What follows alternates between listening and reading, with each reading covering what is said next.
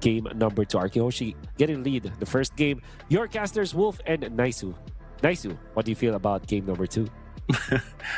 Oh man, I was about to do the Yeah.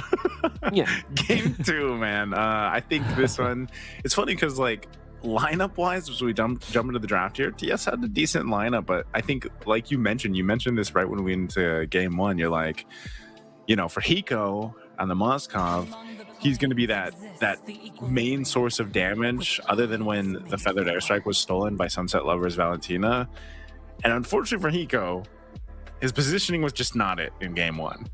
It was also not just, you know, completely his demise. It was also just Edok doing a fantastic job at the target acquisition with the Way of the Dragon. And so I think for this one, for Team Spirit, if they want to get to a game 3, it's going to have to be up to protecting Hiko, or maybe just building this lineup that isn't so heavily invested on the gold lane being that pop-off damage, you know, because again, they went with primarily very tanky heroes, and that's one of the trade-offs that you have to kind of go with, how you build that initial composition, right? For RRQ Hoshi, it took them a little bit longer. That was a 20-minute game 1.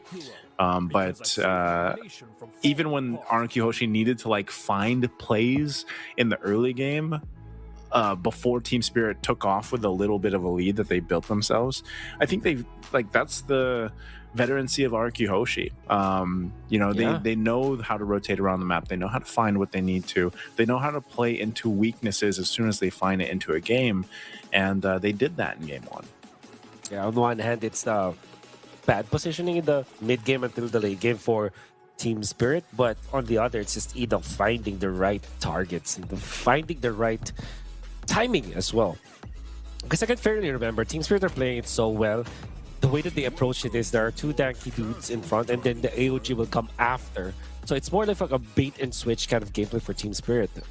That's what they have won with. But for RRQ, they're the ones who are punishing Team Spirit when Team Spirit wanted to go first. And then, of course, Edok finds Hiko so many times in that game. I can say that he definitely was the MVP for game number 1. Now in game number 2, usually the priority is, again, the Lancelot, but it seems like the Baksha is the priority for Team Spirit. I think they can run it back, actually. I don't think that there's enough reasons for them to not pick up the Baksha once again. Yeah. And it's also a hero that RQ wants to play. Let's see if they don't take it. Wow, they're going to take the Lapu Lapu instead. So you think this might just be the trade? Like, do RQ prioritize picking up the Baksha now? Yeah. I mean, if not the Baksha, like, they're still, if teams wanted to lean towards utility, I mean, Fredrin's still there. Like I said, I'd like to see the Barretts pop up at some point with his change, you know, his buff technically. You want to go? Even the Zutian got like buffed a little bit. Yeah, that's right. Yeah. They will still go for the Farsa. I think eventually they will consider the Esmeralda, but in this scenario, the Farsa is a good pick for Rins for sure. But again, the Lapu-Lapu, the presence of Lapu-Lapu already threatens for this one. So I think you want to couple this up with a peel. Instead, they will go for the Cho. The Cho and the Farsa classic combo, and also an RQ combo. Now Team Spirit can just go back to the Baxia. I think this time they might consider the Kimmy over the Valentina. Yep. We'll see if that will be the case. Again, Edok getting his hands on the Cho, man. It's kind of, like I said, I feel like Hiko was a little shaken in the last game dealing with that. So I don't know if he ends up with a traditional marksman again, if he's going to go with Flicker even, or maybe the Purify this time. I think either, like, Flicker can still work, okay, but you know, that's one of the things is like once you have that Flicker down, once it's been expended and you are on a more vulnerable marksman, you know, it puts you in a really tough position. So this would actually, there's the Baksha, and they go the Heron. How do you feel about that? They are asking RQ to pick up the Harith. It's of course the Baksha, the Esmeralda. I mean, sorry. Of course the Baksha deals with the Esmeralda so well. But it just looks real good for RQ. I wonder if will be their choice. However, if they do pick that up, they will not have the proper assassins to go with it. So they're considering the Fanny right now. I think the Hayabusa is also good, but the Lancelot is the perfect answer for this one. does not care about the Lapu-Lapu, does not care about the Baksha. Actually, it has been a hero that was always good against the Baksha, and of course, a threat to the Harith. Overall, a perfect pick here for RRQ. But again, Team Spirit, I think that they should ban the Esmeralda. Yeah, ban the Esmeralda. I think at least you just take that option out of there. I mean, there isn't really not off the top of my head, a better hero to deal with all these shields that they could pick up. But I think even so, if it ends up being just a regular matchup in the gold lane, like the Harith is there, and then maybe we potentially see, the Toy pick up the Granger or something, just something more kind of a traditional matchup in the gold lane that can work. Again, you rely on RRQ Hoshi, even just with those 3 picks they have to start in that first phase. Those are all the tools they need. And I think even with the land slot, obviously you're going to be able to go ahead and contest objectives, even if you don't have a favorable advantage or space to work with. But the Farsa kind of does that for you, So something that they can definitely consider here. Plus, they're just going to be able to move them around the map pretty quickly. So that's why that Granger's banned out, just for the potential of the one I was saying with that matchup we've seen time and time again, the Harith versus the Granger. Yeah. For RQ, there are a lot of choices for the gold lane, because you can even go back to the mode where you go for the fighter gold lane. We've seen a team like Aurora, for example, go for the carry, which is in this game, I would say it's okay for RQ. But I do like the odds of the Esmeralda if they do get their hands on it. An XP lane of choice, however, that we should be looking for RQ is the Alice. Although the Uranus would be good, Esmeralda will be also good for them. I think that they also need some real nice tank in the front lines for RQ, because you already have the Cho, which is can be played as a tank, but is much better if it is actually a second engage type of guy. You survive long enough for you to engage as the second unit for RQ. No Esmeralda ban, so Uranus, Alice, and Esmeralda is available for RQ. I wouldn't be surprised if this is Uranus or Alice as their red 4 pick. Uranus, Alice. If it is the Esmeralda, we're thinking that's gold lane though, right? That could be gold lane. Gold lane Esme, yeah. I've seen that pop up more than XP. Yeah. Oh. The Gatakacha's open too. I don't know if they want to pick that up. Esmeralda makes sense though. Yeah, Esmeralda's locked in. It's just the answer. It's the answer for the shields. For sure. Okay, so you're looking for a mid lane. Gatakacha is such a given for Team Spirit. Maybe the next best option is the Badang, but the Gatakacha, I don't think that there should be some changes. And we also mentioned the Kimi. I guess the Valentina can work against this Farsa, but at the same time, you want to go for more damage here. I think really feel like... but they need physical damage, actually, because they went Harith and Baksha. So that is actually not a good combo if you look at it that way. It might be... like I said, the Kimi... The problem here is that they pick up Baksha with the Harith, which is usually not the combo. It's almost a Harry Potter lineup for Team Spirit. Yeah, a little magical lineup that they pretty much have, aside from the Lapu-Lapu, of course. So that's going to be a big component to their physical damage. For RRQ Hoshi, this last pick here, that'll go ahead and tell us what they put in the XP lane, unless for some reason this is an XP Esmeralda. So they have actually a couple options that they can go with. I think you just put it in the XP lane, the gold lane if you want to. And then for XP, what is left open? Yeah, Uranus probably. Okay, so they're... they want to go for the Claude. They want to go greedy. They are going to go. All right, Toy's going to go with Claude. You got the XP Dyron for the Esmeralda. Yeah. Man, this... I think that any last pick for RQ would have worked, because I'm already seeing a lot of issues for Team Spirit, and it's not because of what RRQ Hoshi picked up, but it's mainly because of what they picked up themselves.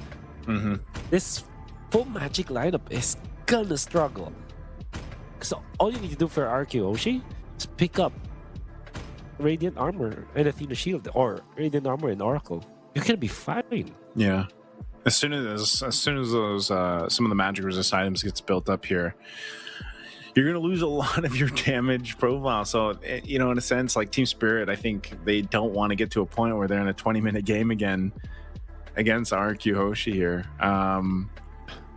Also, just because of the fact that, yeah, like even in Esmeralda, like it's with all those shields and just the way that Esmeralda works, might be a bit unkillable unless they're able to go ahead and lock it down and deal with Esmeralda. But then, you know, you've got a lot of tools here for RQ Hoshi's lineup that they can utilize from the early game all the way to late game. And so, Yeah. you know, similar to how Team Spirit had in game one, it's like you've got a certain time this lineup is going to work for you, and you're going to be able to go ahead and execute the plan with this lineup. And hopefully they're able to do that, especially early to mid game. They had decent control over it in the last game, especially early game. They were able to go ahead but I think also some of that was just like some of those little minor mistakes that we saw from RQ Hoshi, for example, like where Dyron jumped in on the Lapu Lapu a couple times, a little miscalculated on Rinz's Farsa, but they made those adjustments really quickly as the game adjusted. Yeah. To be fair, we have not seen RQ Hoshi play in an international event for a long time. For a while, yeah. And even just actually playing in a competitive setting, it has been a long time. So probably some jitter there for Darren. But the good thing for a team as experienced as RQ is it only takes a snap of a finger and then they're back. As we've seen earlier on, like when they turned it on, Edok was just on point. They continuously won the team fights against Team Spirit. Gonna be waiting for the game to start once again, but I'm really not feeling it for Team Spirit. If they don't win the early game, you have so many problems heading into the late game. Yeah, that's what I'm thinking, man. While we wait to jump in game here in Team Spirit, hopefully they had enough time to go ahead and come up with a plan anyway to take out or take care of Hiko, but also just positioning in general. Because I feel like as a whole, like I don't want to just keep saying that it was, you know, Hiko that the reason why they lost game one. It was more so like as a team, they way the RRQ host of some people. Hiko. Yeah, I mean, we'll see. If you had like straightforward deaths, you would probably be afraid of the Cho, which was literally what happened with Hiko. Yeah, I mean, we've all been there. I feel like, you know, and you know, once you get delayed on one of the traditional marksmen anyway, whether that's a Claude or a Harith here, you're focused on trying to catch back up and be that use to your team. So definitely able to go ahead and restart here. We're now in game two for this RRQ Hoshi, like I said, with this lineup.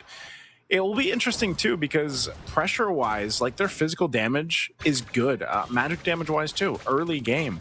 So even though we're saying Team Spirit needs to have a better early game to get things started off, if they kind of bite off too much, RRQ Hoshi's damage profile is actually pretty good in the early game.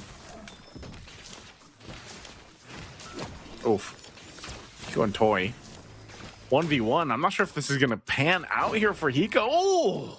First blood going to the hands of Toy. That is not a good start again for Hiko here in game two. Okay. So as we get through this game, early game already, being able to go ahead and start that is, man, Wolf, that first blood already for Toy.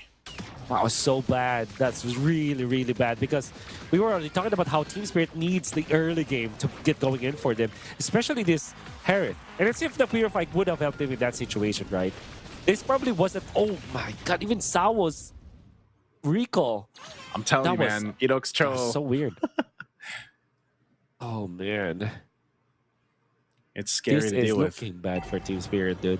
I think it's the Farsight that Cho that has the priority in the mid lane, but at the same time, Kimi and Gatatkacha, they're not pushovers either.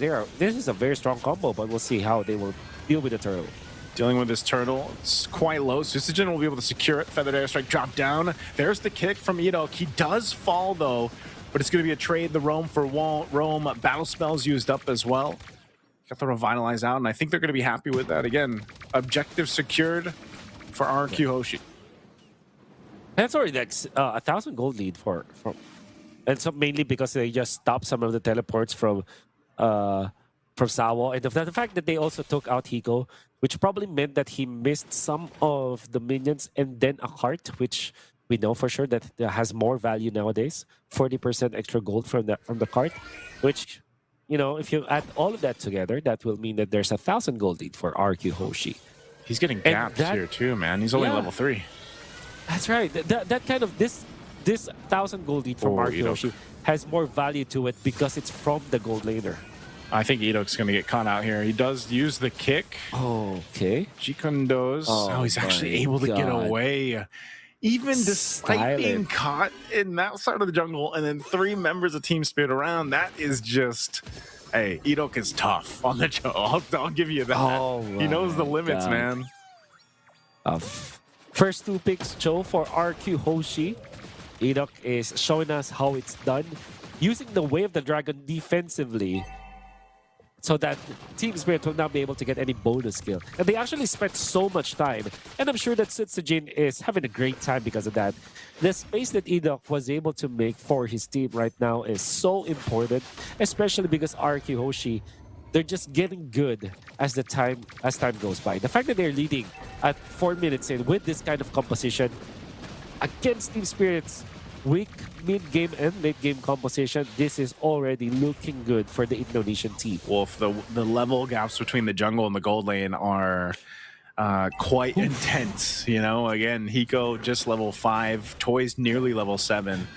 He was maintaining that 2-level lead for a while, and again, the junglers, 3-level gap between the junglers right now. The fight for the second turtle breaking out. Sao's going to go for the charge, the unbreakable here on Rins. Turtle's going to be secured by Susujin again. Toy with that barrage, they keep him at bay. Dyrant trying to run, gets to the turret. He's going to be fine. No one dropping down just yet. Toy doesn't have that blazing duet, but he's got the shots coming through. One shot going to be in trouble as he falls to Toy. Now Kid Bomba on the run, and they're still trying to get away from this. I'm not sure if they're going to find more. Starting up this purple buff as well. They do take that. Oh, even Edok getting in front of the backshot. There will be a little bit of a chase here, but Rince is going to be able to get out. Edok as well through the wall. And it's looking really, really easy for RQ Hoshi to get out of these team fights because of how well their advantage is. Yep. They're surviving for long enough, and also it's easier for them to disengage. Yeah, they can, and you know, at this point, this is where turrets start to fall. They're able to go ahead and get things on the map too, and if they can continue on, that's troubled territory to be in, man. RQ Hoshi just finding the wins where they can here.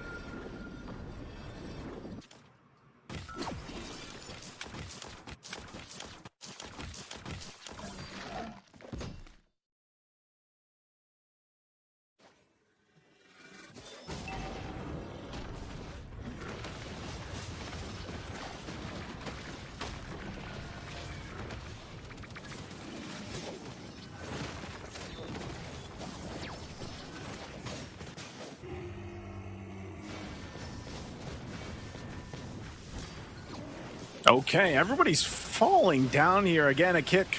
One shot going to be in trouble as he's focused down in the jungle. Sutsujin gets a kill.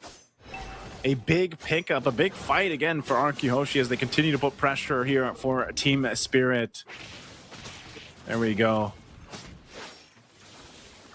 Just a second, Wolf will join me again. Man, RQ Hoshi not letting up. Now in the mid lane, Kid Bomba trying to hold down that mid lane. Purple buff going to be worked on here as it's taken.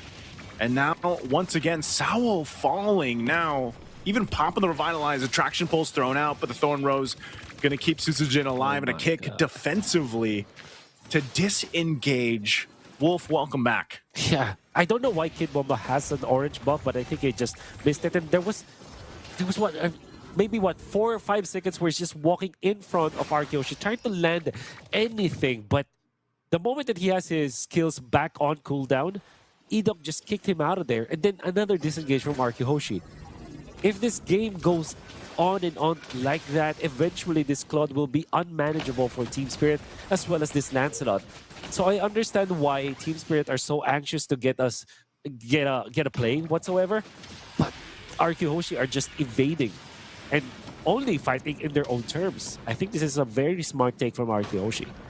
Yeah, very smart takes here. RRQ Hoshi not letting up at all. That's the main thing. Playing with this advantage that they have here is working out so well for them. And I'm thinking here, man, you know, 5,000 behind what Team Spirit can do to get back themselves into this game. But unfortunately, with plays like this, again, the way of the Dragon setting things up, look how fast Kid Bomba gets taken low here. Just off of a kick. There's the feathered airstrike, zoning them out a little bit further. The Lord is up. RRQ Hoshi fighting for that space to work with, and Sao trying to provide the vision to be able to contest against this. Still going to force it. They might still have to be careful how they approach the Lord even with this. Basao once again jumping in. Hiko dropping down the Zaman Force, but he's also just brought so low so quick as Sujin picks up that kill, and now going for Sawo, using that retribution to slow him down as Sawo falls. Kid Bomba could possibly be next as Toy just unleashing, and there's Eno again with the flicker G-Kundo combo with the kick to follow. They'll find 4. RRQ Hoshi taking it all. Team Spirit wanted to fight in RRQ's terms once again, and they have found the same ending to that clash. Went in for the initiation onto RRQ Hoshi, only to find Sutsujin as well as Rins waiting on the wings. Of course, dealing enough damage. Edok is the icing on the cake. That beautiful flicker, Jeet Kundo, the stomp to actually knock up 2 members of Team Spirit, and then Rins. Rins was not failing at all. On point with the follow feathered airstrike, and then that pickup afterwards, where there was an attempt for Team Spirit to get out, but Rins was just a sniper. Laser focused, laser on point against Team Spirit, and now that's a 7,000 gold lead that Team Spirit is not equipped to deal with. It will take an uphill climb for Team Spirit to get back to this game. Yeah, again, it's just a little bit of a tough situation to make work here, I feel like, in Team Spirit's situation, just because of the way things have gone. And there it is again, the kicks from Edok, able to lock down Sao. Sao gone in an instant, even as tanky as this is. Sunset lever to follow, and RRQ Hoshi will continue to take what they want, even under the base turret. Shield's gonna pop here. Susujin checked by Hiko. He's gonna have to back off, but they still have the Lord marching up top. They wanted that shield, they got it. Tier 2 in the mid, nearly down here once this waves push in. So down 2 members for another 10 seconds. Team Spirit should still be able to defend this. The Lord charges on into the top turret. Kid Bomba taking a bit of damage, sitting at half health. He'll regen back up, but still all holy shields have been taken out. A feathered airstrike drop down. Kid Bomba jumping in with the bravest fighter, trying to zone out what he can, and by the time that he can, he flickers. He's still going to be up though. So Team Spirit holding on to the base turrets. First pick, Lapu-Lapu, coupled up with the third pick, Harith, and the disrespect to not ban the Esmeralda. You can see how Kid Bomba is struggling. After a quick combo against RRQ Hoshi, already is half HP just because of the passive abilities of this Esmeralda. Oof. Again, fighting for the base turret. Susujin able to take down the top one now. Dyron getting caught. He might go down to the shot from Hiko, able to pick him up, and now forcing the fight again. A blazing duet from Toy, able to set it all up here in the base, and a kick from Edok again. They're looking for the wipeout. It's always only Sawo left alive, and RRQ Hoshi knows it. With a wave pushing up top, it's only Sawo. As a guardian as he is, he won't be able to 1v4. The waves are going to be pushing on in. A feathered airstrike drop down, and again, Sawo falls. That's a wipeout, and RRQ Hoshi will take the series in a sweep. But did say that this was